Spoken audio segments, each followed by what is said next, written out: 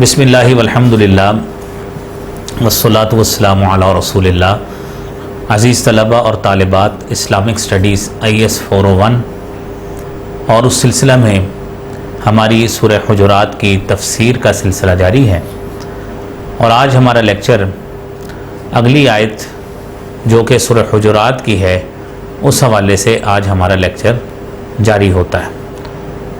قرآن کریم میں اللہ رب العالمین ارشاد فرماتے ہیں، یا ایھا الذین آمنوا اجتنبوا کثیرا من الظن ان بعض الظن اثم ولا تجسسوا ولا یغتب بعضکم بعضا ایحب احدکم ان یأکل لحم اخیہ میتا فکرہتموہ واتقوا اللہ ان اللہ تواب الرحیم۔ ترجمہ سنیے عزیز طلبہ۔ سب سے پہلے یا ایھا الذین آمنوا اجتنبوا کثیرا من الظن، اے ایمان والو کثرت گمان سے بچو۔ ان بعض الظن اثم، بے شک بعض گمان گناہ ہے۔ ولا تجسسوا، اور نہ ہی آپس میں ایک دوسرے کی جاسوسی کرو۔ ولا یغتب بعضکم بعضا، اور نہ ہی تم ایک دوسرے کی آپس میں غیبت کرو۔ ایحب احدکم، کیا تم میں سے کوئی شخص یہ پسند کرتا ہے ان یأکل لحم اخیہ میتا، کہ وہ اپنے مردہ بھائی کا گوشت کھائے۔ فکرہتموہ، تم یقیناً اس کو ناپسند کرو گے۔ واتقوا اللہ، اللہ سے ڈرو۔ ان اللہ تواب الرحیم، بے شک اللہ تعالی توبہ قبول کرنے والے اور رحم کرنے والے ہیں۔ عزیز طلبہ، یہ آیت کریمہ، یہ جو آپ طلبہ و طالبات نے سماعت فرمائی ہے، یہ پچھلی آیت جو ہم نے 11 نمبر پڑھی ہے انہی آیات کا تسلسل ہے، اور اس آیت کریمہ میں معاشرتی اخلاقی برائیاں اس حوالے سے مذمتی بیان ہے، کیونکہ اس سے جو پچھلی آیت تھی اس میں مسلمانوں کے باہمی تعلقات خراب کرنے والی چیزوں سے منع کیا گیا تھا، اور ایک دوسرے کے سامنے ظاہر ہونے والی جو برائیاں ہوتی ہیں، مذاق اڑانا، عیب لگانا، برے نام سے پکارنا، ان 3 چیزوں سے منع فرمایا گیا تھا جو دوسرے بھائیوں سے تعلق رکھتی ہیں، مگر انہیں ان کی خبر ہی نہیں ہوتی۔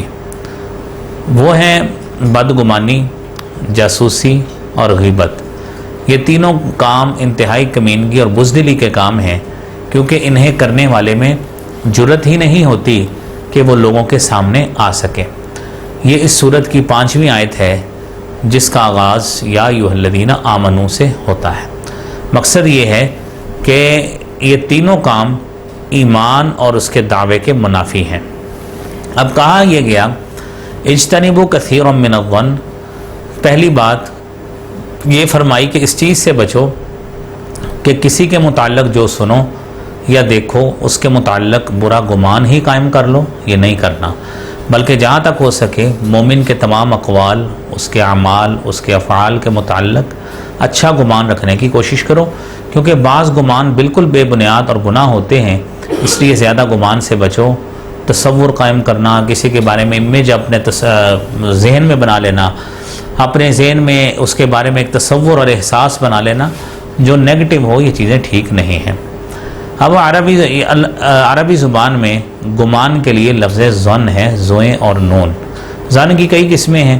ایک ظن غالب ہے جو کسی دلیل یا مضبوط علامت کے ساتھ قوی ہو جائے اور اس پر عمل کرنا درست ہوتا ہے۔ آپ کہتے ہیں میرا ظن غالب یہ ہے کہ یہ جو سوال ہے نا یہ پیپر میں آ سکتا ہے، لہذا آپ اس کی تیاری زیادہ کر لیتے ہیں۔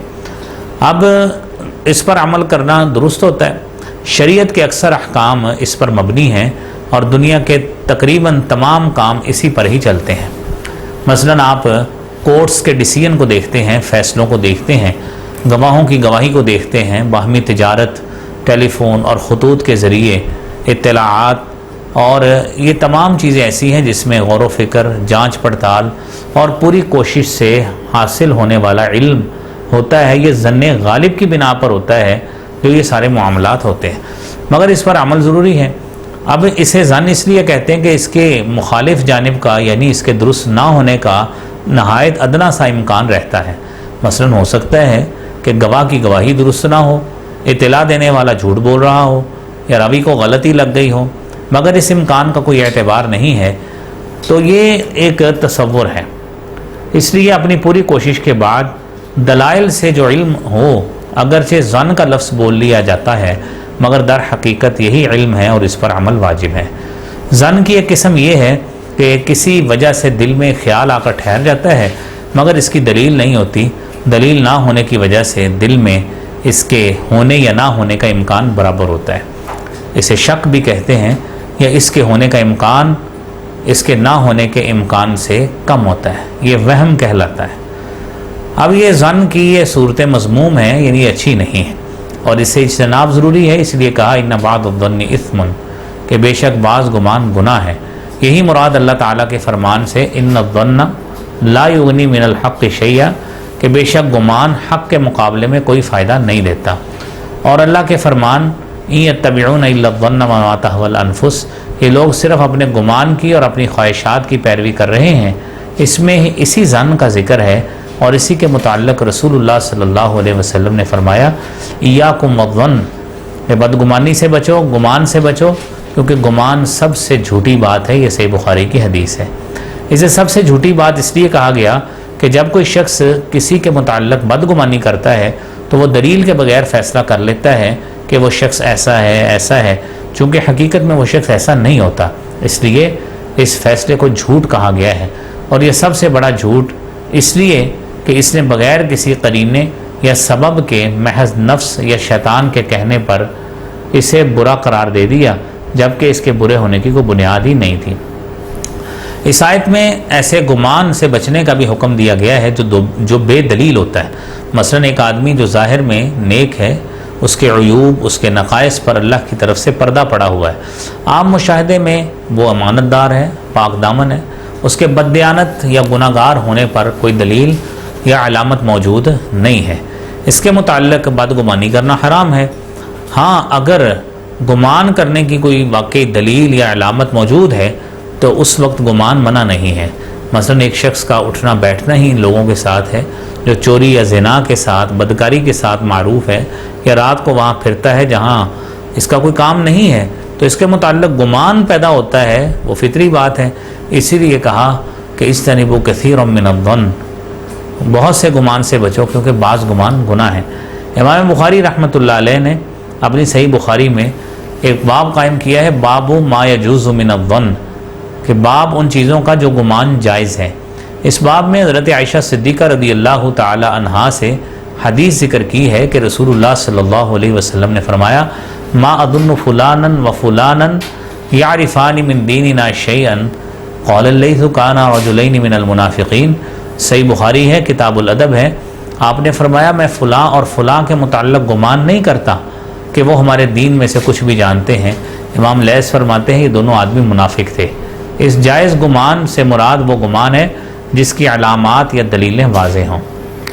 جس طرح دوسرے مسلمانوں کے حق میں بدگمانی کرنا منع ہے، اسی طرح خود مسلمان کو بھی لازم ہے کہ ایسے ہر کام سے اجتناب کرے جس سے کسی کے دل میں اس کے متعلق برا گمان پیدا ہو۔ حضرت علی بن حسین رضی اللہ تعالیٰ عنہ بیان کرتے ہیں کہ انہیں رسول اللہ صلی اللہ علیہ وسلم کی بیوی صفیہ نے خبر دی کہ نبی صلی اللہ علیہ وسلم مسجد میں تھے اور آپ صلی اللہ علیہ وسلم کی بیویاں بھی آپ کے پاس تھیں۔ وہ جانے لگی تو آپ نے حضرت صفیہ سے فرمایا جلدی نہ کرنا، میں آپ کے ساتھ جاتا ہوں۔ آپ صلی اللہ علیہ وسلم اس کے ساتھ چل گئے، اور ابھی دیکھیے ان کا مکان اسامہ کی حویلی میں تھا۔ نبی صلی اللہ علیہ وسلم ان کے ساتھ نکلے تو آپ کو دو انصاری ملے، اور انہوں نے نبی صلی اللہ علیہ وسلم کو دیکھا اور آگے بڑھ گئے۔ آپ نے ان دونوں سے فرمایا تعالیے آؤ انا صفیہ بنت حیی، ادھر آؤ، یہ میری بیوی صفیہ بنت حیی ہے۔ انہوں نے کہا سبحان اللہ یا رسول اللہ صلی اللہ علیہ وسلم، بھلا ہم آپ کے متعلق برا گمان کیسے کر سکتے ہیں؟ آپ نے فرمایا ان الشیطان یجری من الانسان مجرى الدم وانی خشیت ان یلقی فی انفسکما شیئا، صحیح بخاری باب الاعتکاف ہے، یعنی کتاب الاعتکاف باب زیارت المرأۃ زوجہا فی اعتکافہ۔ شیطان انسان کے خون میں اس طرح پھرتا ہے تو میں ڈرا، تو شیطان خون کے پھرنے کی طرح وہ پھرتا ہے، مجھے خدشہ تھا کہ تمہارے دلوں میں کوئی بات نہ ڈال دے، تو اس لیے یہ گمان کے حوالے سے بات ہوئی۔ اگلی بات ہے ولا تجسسوا، جاسوسی نہیں کرنی، کسی چیز کو معلوم کرنے کے لیے ہاتھ سے ٹٹولنا تجسس کرنا، جاسوسی کرنا، خفیہ باتیں معلوم کرنے کی کوشش کرنا، جاسوسی برے گمان کا لازمی نتیجہ ہوتا ہے، کیونکہ آدمی جب کسی کے متعلق دل میں برا گمان قائم کر لیتا ہے تو اسے ثابت کرنے کے لیے اس کی جاسوسی کرتا ہے اور اس کے ان عیوب کی ٹو لگاتا ہے جن پر اللہ رب العالمین نے پردہ ڈال رکھا ہے تاکہ یہ اپنے گمان کو سچا ثابت کر سکے۔ یہ ایمانی مودت و اخوت کے سراسر خلاف ہے۔ جب مسلمان بھائی کے ان عیوب پر پردہ ڈالنے کا حکم ہے، جو آدمی کو معلوم ہو تو ان پر عیوب کی ٹو لگانا کیسے جائز ہو سکتا ہے جو محض اس کے گمان کی پیداوار ہیں یا جن پر اللہ تعالیٰ نے پردہ ڈال رکھا ہے۔ رسول اللہ صلی اللہ علیہ وسلم نے فرمایا ہے، صحیح بخاری اور کتاب الفرائض باب تعلیم الفرائض کی حدیث ہے 6066، فرمایا یاکم والظن ان الظن اکذب الحدیث لا تجسسوا ولا تحسسوا ولا تناجشوا ولا تحاسدوا ولا تباغضوا ولا تدابروا وکونوا عباد اللہ اخوانا۔ فرمایا گمان سے بچو کیونکہ گمان سب سے جھوٹی بات ہے، اور ٹو نہ لگاؤ، جاسوسی نہ کرو، دھوکے سے خرید و فروخت میں بولی نہ بڑھاؤ، ایک دوسرے پر حسد نہ کرو، نہ دل میں کینہ رکھو، ایک دوسرے سے قطع تعلق نہ کرو، اللہ کے بندو بھائی بھائی بن جاؤ۔ اور پھر اسی طرح ہی حضرت ابو برزہ اسلمی رضی اللہ تعالیٰ عنہ بیان کرتے ہیں کہ رسول اللہ صلی اللہ علیہ وسلم نے فرمایا یا معاشر من آمن بلسانہ ولم يدخل الایمان قلبہ، اے مومنوں کی وہ جماعت، مسلمانوں کی جماعت جو ابھی زبان سے ایمان لائے ہیں اور ایمان ان کے دلوں میں داخل نہیں ہوا، فرمایا لا تغتاب المسلمین، مسلمانوں کی غیبت نہ کرو اور نہ ہی ان کے چھپے ہوئے عیبوں کا پیچھا کرو، کیونکہ جو شخص مسلمانوں کے عیبوں کا پیچھا کرے گا اللہ تعالیٰ اس کے عیبوں کا پیچھا کرے گا، اور جس کے عیبوں کا پیچھا اللہ تعالیٰ کرے وہ اس کے گھر میں اس کو رسوا کر دے گا۔ اب دیکھیے بعض اوقات آدمی اصلاح کی نیت سے جاسوسی کرتا ہے، مگر یہ اصلاح کا طریقہ نہیں ہے کہ اس سے باہمی عداوت پیدا ہوتی ہے اور خرابی بڑھتی ہے۔ حضرت معاویہ رضی اللہ تعالیٰ عنہ نے فرمایا کہ میں نے رسول اللہ صلی اللہ علیہ وسلم سے سنا، آپ فرما رہے تھے انک ان اتبعت عورات الناس افسدتہم او کدت ان تفسدہم، یقیناً جب تم لوگوں کے عیبوں کا پیچھا کرو گے تو تمہیں انہیں خراب کر دو گے، یا فرمایا قریب ہے کہ تو انہیں خراب کر دے۔ حضرت ابو درداء رضی اللہ تعالیٰ عنہ فرماتے ہیں کہ یہ ایسی بات تھی جو معاویہ نے رسول اللہ صلی اللہ علیہ وسلم سے سنی اور انہیں اس کے ساتھ نفع ہوا۔ انہوں نے 20 سال شام کی امارت کی اور 20 سال پورے عالم اسلام پر خلافت کی اور رعایا کو ان سے کوئی شکایت پیدا نہیں ہوئی۔ یہ سنن ابی داود کتاب الادب باب فی النہی عن التجسس کی حدیث ہے۔ جس طرح کوئی دلیل یا قرینہ موجود ہو تو بدگمانی کی گنجائش ہے، اس طرح اسلام کے دشمنوں کی جاسوسی یا امن و امان کی خرابی کا باعث بننے والوں کی جاسوسی جائز ہے۔ اس طرح کے ریاست کے حکمران، ریاستی ادارے وہ اپنی رعایا کے حالات سے واقف رہنے کے لیے اور ان چیزوں کے حوالے سے جاسوسی کرتے ہیں۔ اللہ کے حدود کو پامال کرنے والوں کا سد باب کرنا ہوتا ہے، مگر اس کے لیے کسی طرح جائز نہیں کہ محض گمان کی بنا پر تجسس یا کوئی جاسوسی کرے۔ ہاں اگر جہاں پہ گمان ہوتا ہے، جہاں پہ ظن غالب ہوتا ہے تو ادارے ہوں، گورنمنٹ ہو، حکومت ہو، ریاستی ادارے ہوں تو انہیں یہ کرنے کا حق ہے، وہ کر سکتے ہیں۔ نظام بہتر کرنا ہوتا ہے، رٹ قائم کرنا ہوتی ہے، امن و امان قائم کرنا ہوتا ہے۔ اور پھر اس آیت میں اگلی بات لا یغتب بعضکم بعضا، باب افتعال سے ہے، یعنی اس کسی کے غائب ہونے کی حالت میں اس کی وہ بات کرنا جو اس کا ذکر اسے ناپسند ہو۔ حضرت ابو ہریرہ رضی اللہ تعالیٰ عنہ بیان کرتے ہیں، صحیح مسلم کی حدیث ہے، آپ نے فرمایا تدرون ما الغیبہ، جانتے ہو میرے صحابہ غیبت کیا ہوتی ہے؟ وہ کہنے لگے اللہ و رسولہ اعلم، اللہ اور اس کے رسول بہتر جانتے ہوں گے۔ آپ نے فرمایا ذکرک اخاک بما یکرہ، آپ کا اپنے بھائی کے بارے میں ایسا تذکرہ کرنا جو وہ ناپسند کرتا ہے۔ عرض کیا گیا اللہ کے رسول صلی اللہ علیہ وسلم اگر میرے بھائی میں وہ چیز موجود ہو جو میں کہہ رہا ہوں تو کیا یہ غیبت ہے؟ آپ نے فرمایا ان کان فیہ ما تقول فقد اغتبتہ وان لم یکن فیہ فقد بہتہ، اگر اس میں وہ چیز موجود ہے تو جو تم کہہ رہے ہو تو پھر یہی تو غیبت ہے، اگر وہ اس میں موجود نہیں ہے فقط بہتہ ہو تو انہیں اس پہ بہتان باندھ دی ہے، یعنی جو چیز موجود ہو وہ غیبت ہے، جو چیز موجود نہیں ہے آپ نے بات کر دی تو وہ کیا ہوا؟ وہ بہتان ہوا۔ اور ایک اور حدیث ہے، آپ نے فرمایا لا تغتاب المسلمین، جس طرح ابھی کچھ پچھلی گفتگو میں بھی بیان کی کہ مسلمانوں کی غیبتیں نہ کرو، نہ ان کے عیبوں کے پیچھے پڑو، کیونکہ جو شخص مسلمانوں کی غیبتیں کرتا ہے، ان کے عیبوں کے پیچھے پڑتا ہے، اللہ اس کے عیبوں کے پیچھے پڑ جاتے ہیں، اور جس کے عیبوں کے پیچھے اللہ پڑ جائے اللہ اسے گھر میں رسوا کر دیتے ہیں۔ اور اس آیت میں اگلی بات ہے اَیُحِبُّ أَحَدُکُمْ أَن یأکل لحم أخیہ میتا فکرہتموہ، کہ کیا تم میں سے کوئی پسند کرتا ہے اپنے مردہ بھائی کا گوشت کھائے؟ اس جملے میں غیبت سے کئی طریقوں سے شدید نفرت ڈالی گئی ہے، چنانچہ اس میں غیبت کے ساتھ ساتھ کسی بھائی کی عزت و آبرو تار تار کرنے کو انسان کا گوشت کھانا قرار دیا گیا ہے، پھر کسی دوسرے انسان کا نہیں بلکہ اپنے بھائی کا، اور وہ بھی زندہ کا نہیں بلکہ مردہ بھائی کا۔ پھر ایسی شدید قابل نفرت چیز سے محبت کرنے کی یاد دلاتے ہوئے پوچھا کہ اتنی گندی اور مکروہ چیز سے تو شدید نفرت ہونی چاہیے، تو کیا تم نفرت کی بجائے اس سے محبت کرتے ہو؟ پھر احدکم فرمایا کہ کیا تم میں سے کوئی یہ پسند کرتا ہے؟ مطلب یہ کہ لاکھوں کروڑوں میں سے کوئی ایک بھی پسند نہیں کرے گا کہ تم میں سے یہ کام کوئی کیوں کرے۔ فکرہتموہ، یعنی اگر تمہارے سامنے یہ چیز پیش کی جائے تو یقیناً تم اس سے نفرت کرو گے۔ غیبت کو مردہ بھائی کا گوشت کھانے کے ساتھ تشبیہ اس لیے دی کہ جس طرح مردہ اپنا گوشت کھانے سے کسی کو ہٹا نہیں سکتا، اس طرح جس کی غیبت کی جا رہی ہو وہ بھی پاس موجود نہیں ہوتا، نہ وہ دفاع کر سکتا ہے۔ جس طرح غیبت کرنا حرام ہے، اسے سننا بھی حرام ہے، کیونکہ سننے والا بھی غیبت میں برابر کا شریک ہوتا ہے۔ اگر وہ خاموش رہ کر تائید کرے تو غیبت کرنے والوں کو اس کام کی جرت ہی نہیں ہو سکتی۔ دونوں ہی اپنے مردہ بھائی کے گوشت سے لذت پا رہے ہیں، ایک غیبت کر کے دوسرا اسے سن کر۔ اس لیے غیبت سننے میں بھی بہت پرہیز کرنا چاہیے، بلکہ اپنے مسلم بھائی کی عزت کا دفاع کرتے ہوئے غیبت کرنے والوں کو اس سے منع کرنا چاہیے۔ اب دیکھیے امام بخاری رحمۃ اللہ علیہ فرماتے ہیں کہ جب سے میں نے یہ حدیث اپنی صحیح میں نقل کی ہے، نہ میں نے کسی کی غیبت کی ہے، نہ میں نے آج تک پھر کسی کی غیبت سنی ہے۔ عزیز طلبہ اور طالبات، دیکھیے ہم یہ تو بات کہہ سکتے ہیں کہ میں نے غیبت نہیں کی، لیکن یہ کتنی بڑی بات ہے کہ میں نے سنی نہیں، کیونکہ ہم سمجھتے ہیں کہ جناب جب تک جو ہے وہ یہ کام نہ کر لیں، کسی کی مطلب غیبت نہ کر لیں کسی مجلس میں، مجلس سجتی نہیں ہے، تو یہ چیزیں ہمیں سمجھنی چاہیے۔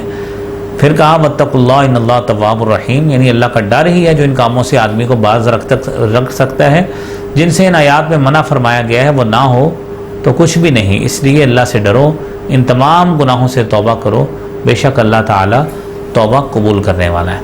اب علامہ نووی رحمۃ اللہ علیہ نے الاذکار میں غیبت کی تفصیل بیان کرتے ہوئے فرمایا ہے، خواہ وہ چیز اس کے بدن سے تعلق رکھتی ہو یا دین سے یا دنیا سے، یا اس کی شکل و صورت کے بارے میں بیان ہو یا اخلاق کے متعلق ہو، اس کے مال، اولاد، والدین، بیوی، بچوں، لباس، چال ڈھال، بول چال، خندہ پیشانی یا ترش روئی کے متعلق، غرض اس سے تعلق رکھنے والے کسی بھی چیز کا ذکر جو اسے ناپسند ہو، آپ اس کی عدم موجودگی میں کریں، غیبت ہوتا ہے۔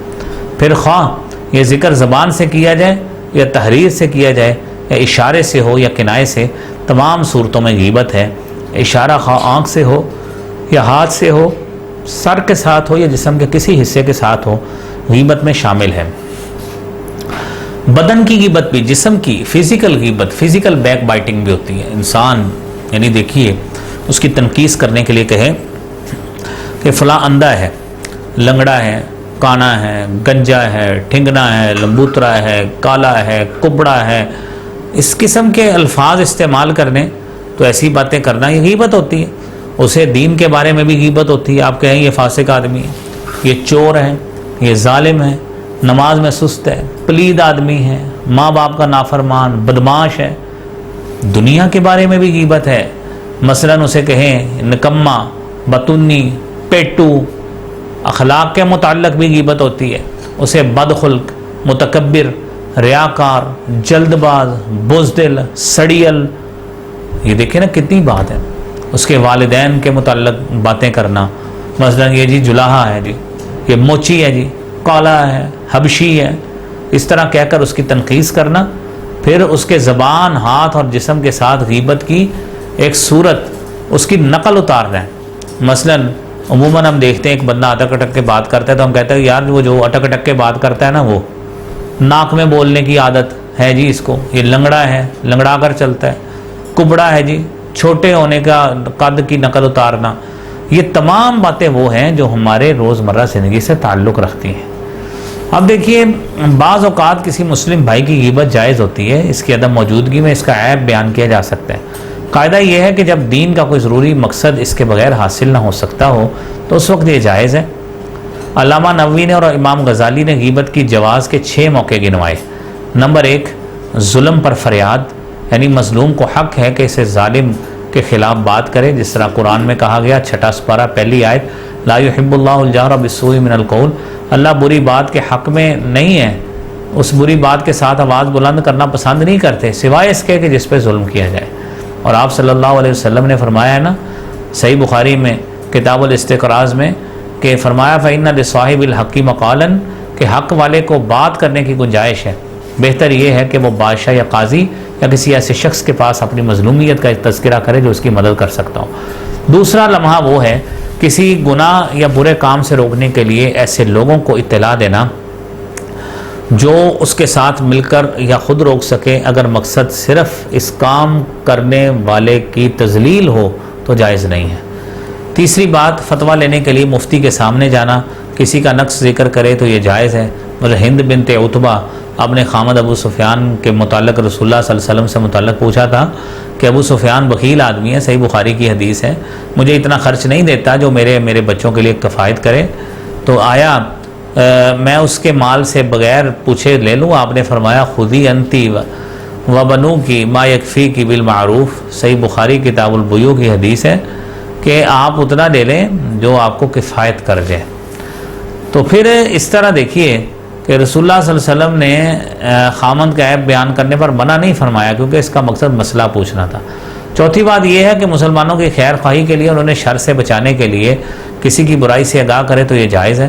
سیدہ عائشہ فرماتی ہے رسول اللہ صلی اللہ علیہ وسلم کے پاس ایک شخص آیا، آپ نے فرمایا اذن لہ بئس اخو العشیرہ، کہ اسے اجازت دے دو، یہ خاندان کا برا آدمی ہے۔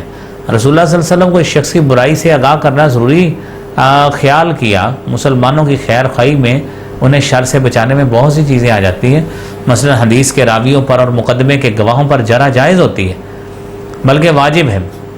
فاطمہ بنت قیس نے معاویہ اور ابو جہم میں سے کسی ایک کے ساتھ نکاح کے متعلق رسول اللہ صلی اللہ علیہ وسلم سے پوچھا تو آپ نے فرمایا اما ابو جہم لا یصنع عصاہ عن عاتقہ لا یضع عصاہ عن عاتقہ واما معاویہ فصعلوکن، تو انکحی اسامۃ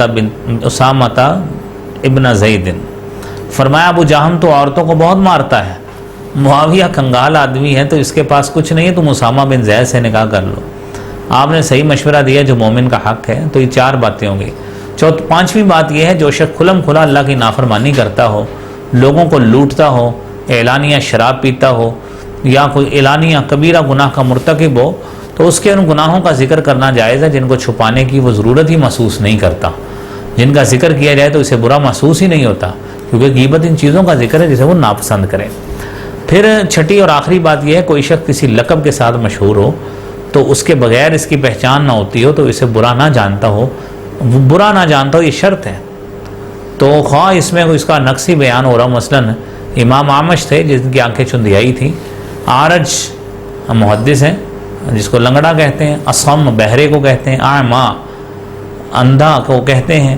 تو یہ مطلب یہ ہے کہ آپ تنقیص نہ کرنا چاہتے ہوں تو اس میں پھر کوئی حرج نہیں ہے اور وہ بندہ اس کو برا نہ مانتا ہو۔ اور آخری بات اس میں یہ ہے قرآن مجید میں اس آیت میں اللہ نے فرمایا لا یغتب بعضکم بعضا، ایک دوسرے کی غیبت نہ کرو۔ مسلمانوں کی غیبت ناجائز ہے کیونکہ کافر ہمارا دینی بھائی نہیں ہے، لہذا ان کے متعلق یہ حکم نہیں ہے۔